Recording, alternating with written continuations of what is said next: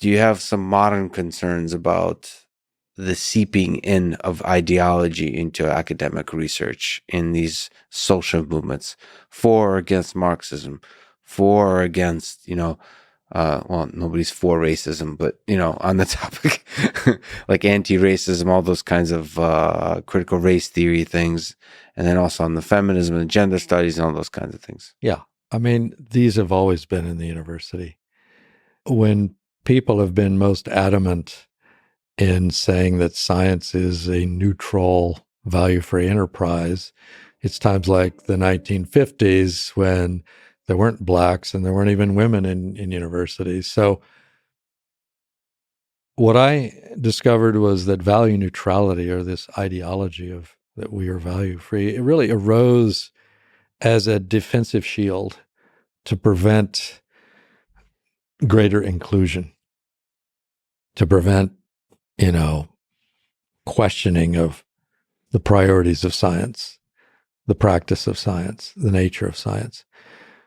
Now, we're in a period now, I think, of a kind of inclusive revolution where people are realizing, well, we can't have, universities that look too much like a certain way.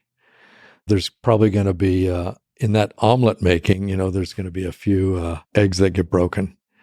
And I think people may exaggerate the extent to which that's going on. It's definitely real. So like cancel culture, all those kinds of things. Yeah. I mean, it's definitely real. But it's also, there, in a way, it's also a distraction from looking at big power in a university. If big oil is going to control, or at least influence, the direction of the sustainability school at Stanford, isn't that a bigger issue than whether we can't say certain words on campus?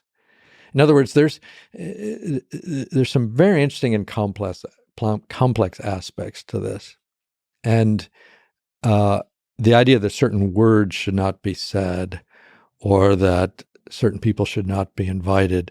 An invitation to a university is always political. I mean, who do you invite? Who do you not invite?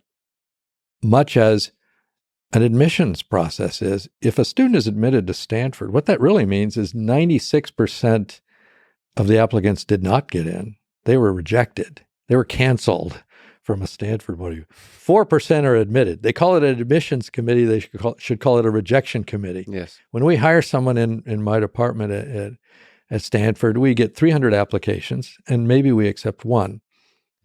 It's not a hiring committee. It's a non-hiring committee. That sounds like toxic cancel culture, all these rejections. Everybody should be accepted.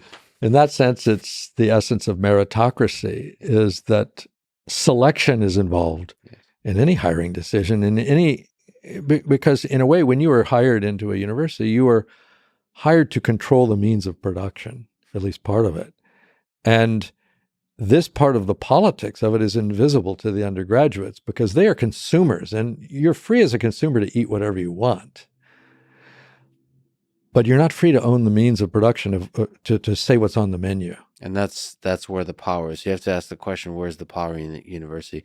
I think that like at MIT, the entire administration should get fired regularly, and more power put in the hands of faculty and students.